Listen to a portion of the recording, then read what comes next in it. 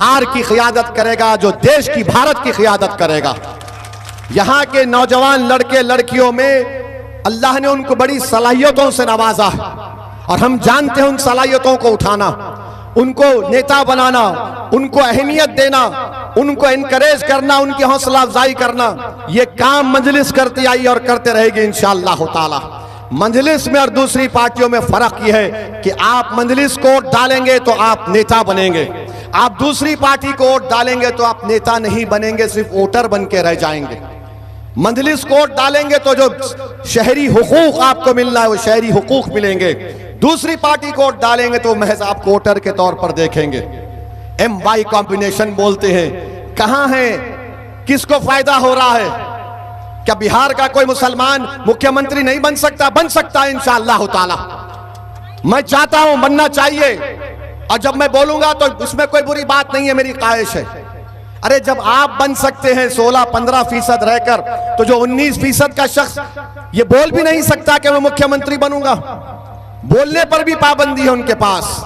तो मेरे अजीज दोस्तों और बुजुर्गों, फिर सीमांचल में आप देखते हैं कि बीजेपी की तरफ से एक झूठा इल्जाम सीमांचल की जनता पर लगाया जाता है कि यहां पर घुसपैठी है। क्यों? ये मुस्लिम बाहुल इलाका है। हम मोदी जी को बोलना चाह रहे, खबरदार, आप सीमांचल को बदनाम नहीं कर सकते। अगर आप आकर यहां पर बताना चाह रहे हैं कि सिर्फ आपको भारत से मोहब्बत है, तो बताओ मोदी जी, आपने मोहब्बत के दावे किए, आपने सीमांचल के लिए क्या किया बताओ। यहां पर पानी आता है, यहां पर जमीन कट जाती है, यहां पर एम्स नहीं बनाया गया, यहां पर कई जगह पर रेलवे की ट्रैक नहीं डाली गई, गाया में फैक्ट्री खोलने की पॉलिसी आसान है, सीमांचल में नहीं है। यहां पर अनानास उगता है, चाय उगती है, केला उगता है, मक्का उगता है, बताओ उसकी कीमत क्या है? कुछ नहीं है। तो मेरे भाई, हम बीजेपी को बोलेंगे, अगर दोबारा मोदी अमित शाह आकर यहां पर बोलेंगे सीमांचल में बहुत आबादी बढ़ रही है, घुसपैठी है, तो हम मोदी अमित शाह को आईना दिखाकर बताएंगे 11 साल से तुम प्रधानमंत्री और तुम गृह मंत्री हो, अगर यहां पर बांग्लादेशी है तो तुमको रिजाइन करना चाहिए, तुम्हारी नाकामी हमारी नहीं है। हाँ, एक बांग्लादेशी जरूर है, एक बांग्लादेशी है जो हमारे मोदी जी की मुंह बोली बहन है। वो कहां बैठी है? बांग्लादेश की जनता ने उसको बोला भाग, तो भाई के पास आकर दिल्ली में पनाह ले रही है। मोदी जी, उसको आप सीमांचल लाइए, हम आपको रास्ता बताएंगे बांग्लादेश का, उसको बोलेंगे जा बांग्लादेश जहां से तू आई थी। मगर मोदी जी वहां की बात नहीं करेंगे। बांग्लादेश में इनकलाब आ गया, 56 इंच को पता नहीं। नेपाल में इनकलाब आ गया, मोदी जी को पता नहीं। यहां से आप बॉर्डर देख सकते हैं बांग्लादेश का, वहां पर आपको नजर आएगा कि चाइना, चीन एक एयरपोर्ट बना रहा है प्लेन लैंड करने का, मगर मोदी जी चीन का नाम लेने से डरते हैं। चाय की तो बात करते हैं कि चाय में चीनी मत डालिए, मगर चीन का नाम लेने से घबराते हैं।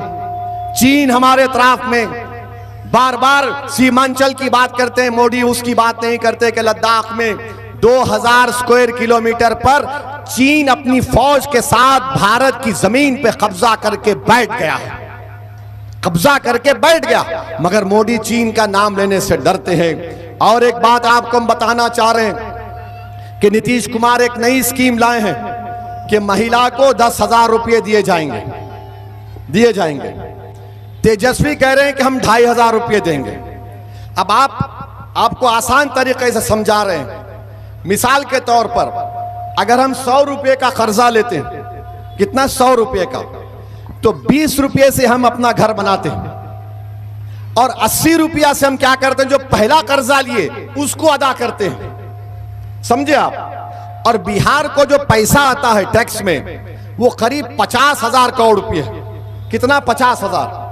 अब नीतीश कुमार जो स्कीम बनाए हैं, उस स्कीम का जो खर्चा हम समझते हैं करीब 40,000 करोड़ होगा।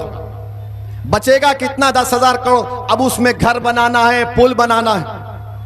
अब तेजस्वी कह रहे हैं कि हम जो करेंगे उसमें 50,000 में 45,000 खर्च होंगे। तो होगा क्या? जब कोई प्रदेश कर्जा लेता है तो मुख्यमंत्री अदा नहीं करता, आप और हम अदा करते उसको। समझे? वो तो ले लेंगे, अब खर्चा बढ़ते जा रहा है। 2 साल पहले बिहार ने करीब 14 या 15,000 करोड़ रुपए खाली कर्जा अदा करने के लिए इंटरेस्ट दिए थे। तो ये घुमा फिरा कर सियासत कर रहे हैं। अरे अगर तुमको महिलाओं की मदद करना था तो तुम बोलते ये महिला को हम ये पैसे दे रहे हैं, जो महिला हामिला होगी और जो उसको बच्चा होने वाला है तो लो, ताकि वो महिला ताकतवर रहे और पेट में जो बच्चा रहे वो सेहतमंद पैदा हो। आप उसके लिए नहीं दे रहे। अच्छा, कौन गारंटी दे रहा है कि चुनाव के बाद वो पैसे मिलेंगे? महाराष्ट्र में आप गूगल में करके देखिए, हजरत गूगल को बोलिए, ए हजरत गूगल, महाराष्ट्र में वो औरतों को कितने पैसे मिल रहे हैं? तो बोलेगा अभी रोक लग गई। पूछ लीजिए गूगल से आप, आजकल तो आवाज से बोल सकते ना गूगल को। यही तमाशा कर रहे हैं। अरे हम बोल रहे सीमांचल में एम्स खोलो, तो बोले 2,500, कोई बोला तो 2,500 ले ले, कोई बोला 10,000 ले ले। अच्छा, उसके लिए भी रिश्वत देना पड़ेगा कम से कम 500 से 1,000 रुपए। इतना भ्रष्टाचार है। तो इसलिए आपको बताने के लिए कि हम गरीब खवातीन के लिए बहुत करना चाहिए, मगर ये तो बताओ कि पैसा कहां से आएगा? कोई झाड़ तो नहीं है। अगर पैसे का झाड़ है तो सीमांचल में क्यों डेवलपमेंट नहीं हुआ? फिर सीमांचल में अस्पतालें क्यों नहीं बनती? सीमांचल में पुल क्यों नहीं बनते? सीमांचल में पटना हाईकोर्ट का बेंच क्यों नहीं बनता? सीमांचल में रेल की पटरियां क्यों नहीं पड़ती? कोचादामन में स्टेशन क्यों नहीं बनता?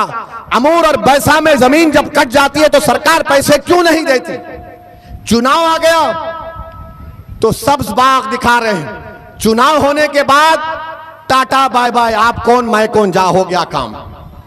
मगर आपको अपनी लीडरशिप को बनाना है और हम उम्मीद करते, गुलाम सरवर साहब ने भी अवामी तौर पर इस बात का वादा किया है कि वो मजलिस इत्तेहादुल मुस्लिमीन को नहीं छोड़कर जाएंगे इंशाअल्लाह ताला। और हम उम्मीद करते कि अल्लाह इनको साबित कदम रखे, वो जनता के लिए लड़ते रहेंगे, वो अवाम की आवाज बनेंगे। वो अगर का अल्लाह उनको आपके दुआओं से वोट से कामयाब करेगा तो हम तो चाहते ये हैं कि वो सीमांचल के सबसे बड़े नेता निकले। जिस तरह तस्लीम साहब ने नाम रोशन किया पूरे भारत में, हम उम्मीद करते हैं कि गुलाम सरवर भी उन्हीं के नक्शे कदम पर चलकर एक बेहतरीन नेता बनेगा जो गरीबों के लिए काम करेगा और हर 24 घंटे आवाम के दरमियान में रहकर आवाम की धड़कन बनकर आवाम की नुमाइंदगी करेगा। हम आपसे अपील कर रहे हैं आखिर में कि जिसको आपने 5 साल पहले पतंग छाप के निशान पर बटन दबाकर कामयाब किया, आज दोबारा आपको पतंग छाप के निशान पर बटन दबाकर गुलाम सरवर को कामयाब करके गद्दार को एक बदतरीन शिकस्त आपको देना चाहिए। यही उम्मीद करते आपसे। बहुत बहुत शुक्रिया। अस्सलाम वालेकुम।